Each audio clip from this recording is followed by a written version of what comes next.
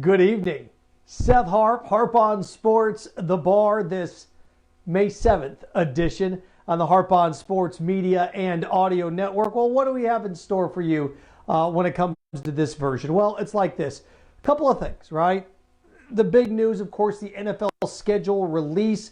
What does that mean? What will that consist of? What do we expect to take away from everything that we've seen come out of this? I think it's quite fascinating. I really, really do. I think it's quite interesting with the Jags, with the Buccaneers, and with the Dolphins when it's all said and done, who they're going to be playing, where they're going to be playing, all of those things. So we'll talk about that. What else do we have on the docket? Well, Jim Harbaugh coming out and saying that you should be able to leave whenever you want for the NFL draft. Also that players go undrafted should be allowed to come back to college.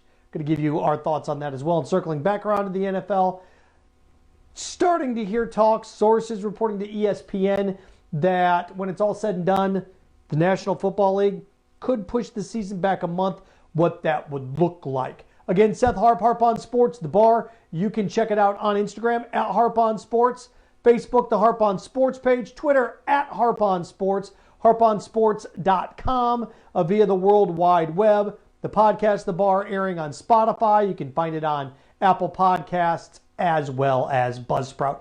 Let's start off with the Buccaneers first. Why? Because the Buccaneers schedule is the one that's most interesting. Why? Tom Brady. Tom Brady matchups. Where is he going to be? Where is he going to go? It's like the NBA when it comes to free agency. Once you started to see guys move around here a little bit, and I'm going to try to read as many comments as possible. Oh, what about basketball? We'll get to basketball coming up a little bit later on. Maybe not this podcast, but maybe a couple other ones.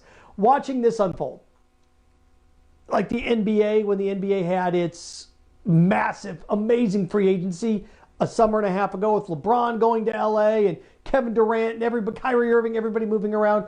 Tom Brady now is the focal point of the National Football League in terms of interest. Patrick Mahomes is the best quarterback in the league. But Tom Brady is going to be the most interesting quarterback in where he's going to go. They take on the Saints to start the year in New Orleans. I was a little bit surprised that they didn't open up at home. And if you're going to go on the road, look, Tom Brady, Drew Brees, I understand a little bit why this is in there because Drew Brees' propensity to get hurt, the fact that he was banged up, both quarterbacks, barring some preseason freak injury, are going to be ready to roll. So, you get Brady at the Saints week 1. You're going to love it. Looking at other, Tom Brady matchups, what to expect. Week 6. Buccaneers, Packers, Brady v. Rodgers. Yeah, quite the swan song there, right? Brady v. Rodgers. Two best quarterbacks of this generation? Close. Drew Brees right in there as well, but two of the best three, right? So Brady Rodgers on October 18th. Circling back around to the Saints. But the Chiefs, there's a Monday Night Football game against the Rams. Okay, LA, Brady, great, get it. That's a home game, though, so Monday Night Football. Tom Brady and the Buccaneers hosting the Kansas City Chiefs week 12. That's going to be cool. Patrick Mahomes, Brady again, this time in Tampa. And, you look at the schedule and what they have. They've got, and I hate when they do this, week 15 and week 17, the Falcons. So they don't play the Falcons all year long, and they play them twice in the final 3 weeks of the year with the Lions sandwiched in between. It's a winnable schedule. It's an executable schedule. I'm a little disappointed, though. I am. I'm a little disappointed in the marquee matchups for the Buccaneers. Now, I get it. We already knew what the schedule was going to be. Who knows if we would have known Tom Brady was going to be there. Some adjustments could have been made. But for the most part, we get what we get. I hate that we don't get, we're not going to get Brady in the Patriots. I hate it, but we knew that going in that was going to happen. So I'm not going to go through and do win, loss, loss, win, loss, win, loss, win. That's ridiculous. Come on, I'm not doing that. Those shows and people that do that, that's just nonsense. I know they're doing it on the networks all night long. I don't know who's going to start. How on earth do you know who's going to be the starting quarterback? Is Mitch Trubisky or Nick Foles going to be quarterback for the Bears? How on earth you can go down win, loss, loss, win? We don't know where Cam Newton's going to be yet. Not doing that stuff. The Jaguars, next up, NFL schedule list. Looking at the Jaguars schedule, I don't think they're going to be the worst team in the Jaguars will pick between 5 and 10 when it's all said and done, just like they have 11 of the last 13 years. Why? Look at the schedule. They get the Colts at home, right? They have to go to Nashville to take on the Titans, week 2. So at least we don't have to see that Thursday night game in November where Derrick Henry runs it down their throat this year. I know I'm terrible. Week 2 at the Titans. Week 3, they get the Dolphins at home, a Thursday night game. Week 4, the Bengals on the road. The Bengals aren't going to be very good. So think about that. Colts at home to start the year. Rookie quarterback at home. Bengals rookie quarterback on the road. If you're the Jaguars, you can't ask for a better first 4 games to start the year. Maybe with the exception of the Titans. They like to stick the Titans there early in the year for the Jags, whether it's on the road or at home. There you go. 2 of those games are winnable, aren't they? Should be. And then after that, Texans, Lions, Chargers, Texans. Packers, Steelers, Browns, Vikings. Titans, Ravens, Bears, Colts. The Bears game's interesting. Why? The Bears at home, 2 days after Christmas for the Jaguars. The return of Nick Foles. Where that game is on the schedule with the Bears. Some people think the Bears are going to be really bad. Defensively, they should be pretty solid, right? It'll be interesting to see where the Bears are. Because the Bears were competitive last year too, right? 2 years ago made the playoffs. Could you imagine the Bears with a chance to clinch a playoff spot in Jacksonville? Nick Foles in tow on December 27th. And then they wrap up with the Colts on the road. So the Colts first game of the year, Colts last game of the year. So Buccaneers, Jags schedule. The Jags schedule, what stands out to me?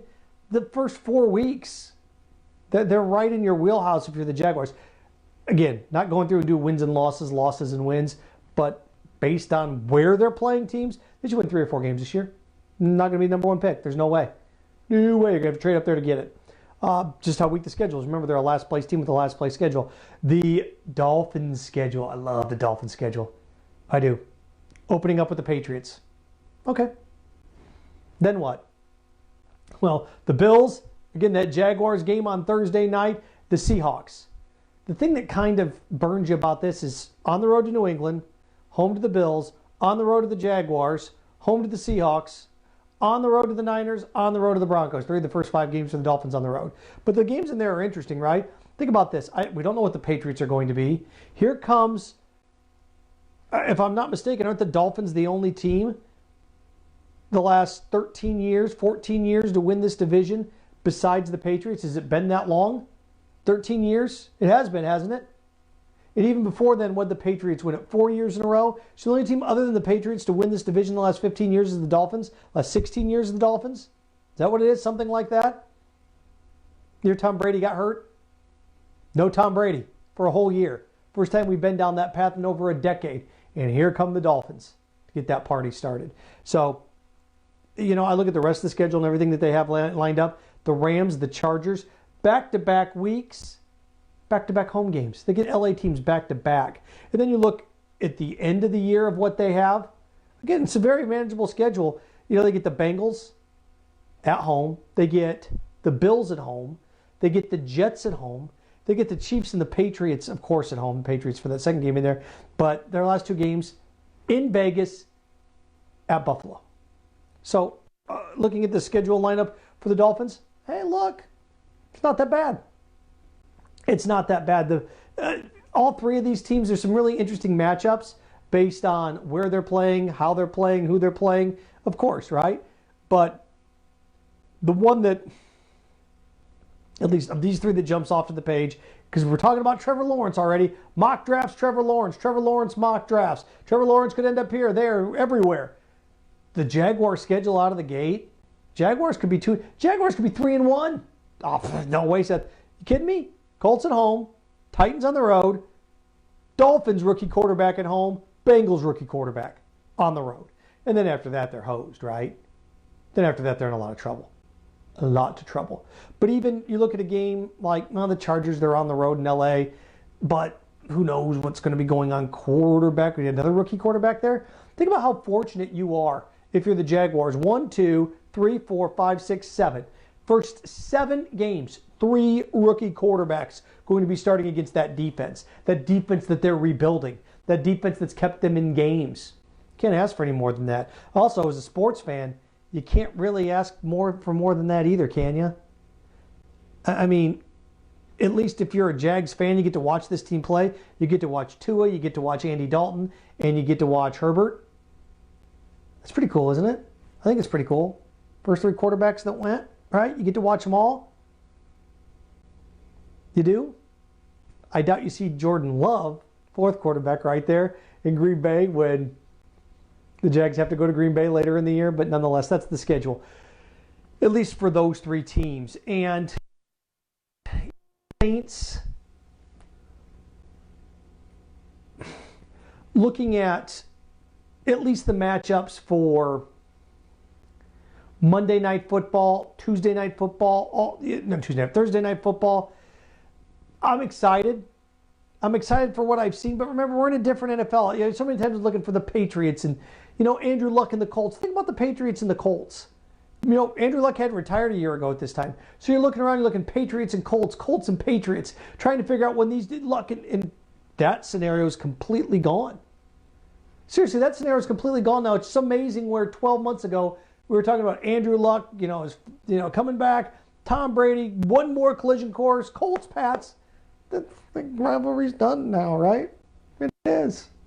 So there's just some things there when it comes to that, but nonetheless, it's going to be interesting to watch how all this falls out. Of course, the Chiefs and Patrick Mahomes, and what do we count? 5 primetime games this year, 5 special games when you look at it. So there you go. Oh, haven't done a podcast, at least, or a live video since this. I think it's so funny because you look at the fact that there aren't London games now. I lived in Jacksonville for 5 years. Enjoyed my time there. All the complaining and griping about the London games. A second London game. This isn't right. This isn't right. All right, gang. Got him back. Let's see how many of you dress up as empty seats. And I don't want to hear about the cost or how expensive it is, because it's not. 90% of the time when I was waltzing into that stadium on game day, I'd ask the scalper right by where Daly's place is, right on the other side under the bridge. That scalper who's parked there every single game. What are you getting, boss? 8 times out of 10, it was $20 or less. So, it's just so expensive to go to games. It's the cheapest in the NFL. Cheapest in the NFL. So, you got your extra 2 home games. Let's see if you're going to actually go out now and watch them. Because if you're complaining about London, here's your chance, Jacksonville, to show Shad Khan and the Jaguars that all 8 games can be here and everything's fine. But when you complain, you cry, and you moan, and just grandstand repeatedly, and then you don't show up, you and I both know how that story ends, though. Last chapter, that one's already written.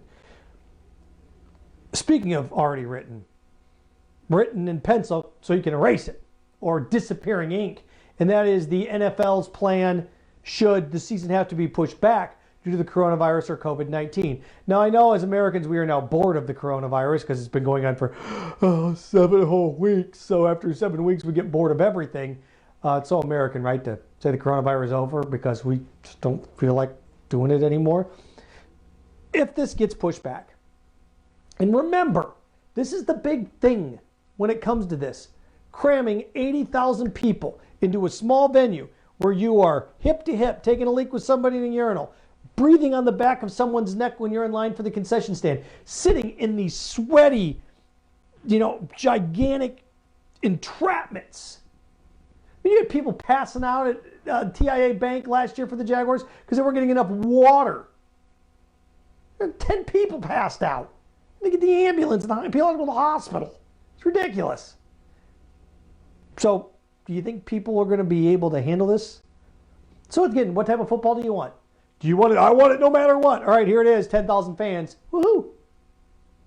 Or do you want to wait a month?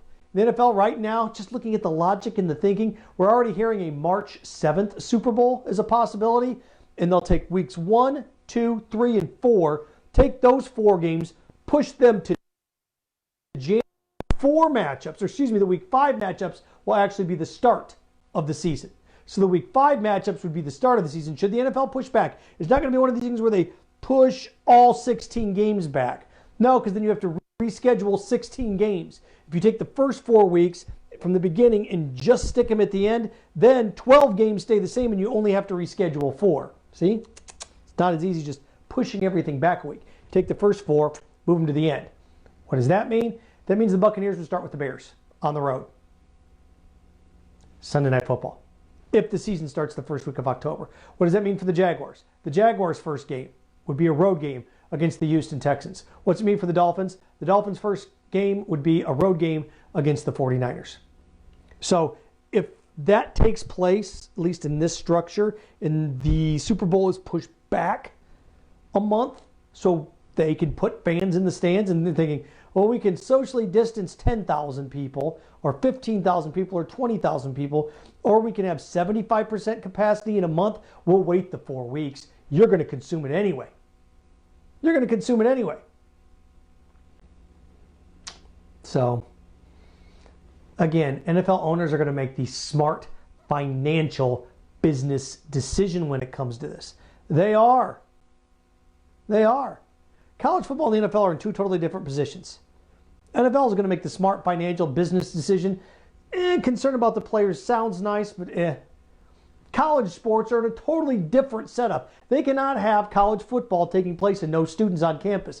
How on earth can you justify shoving the players into the stadium and saying, it's okay for you, but it's not okay for everyone else? By the way, you're still students even though there's no students around. Won't work. Won't work. So, there you go. Again, the possibility of the NFL moving the Super Bowl back a month, that's starting to leak a little bit, and there's no secret why this stuff is leaked. It's leaked to see how you're going to react to it. How are you going to react to the leaking of this? That, okay, the NFL Super Bowl maybe March 7th, pushed back a month. Apparently it's okay with everybody in Tampa. Nothing's going on that weekend. Can push that back a month. We only have to move 4 games, week 1 through week 4, become essentially week, 18, 19, 20, 21? Because of the bye week? How about that one? Finally, Jim Harbaugh in the news. Jim Harbaugh.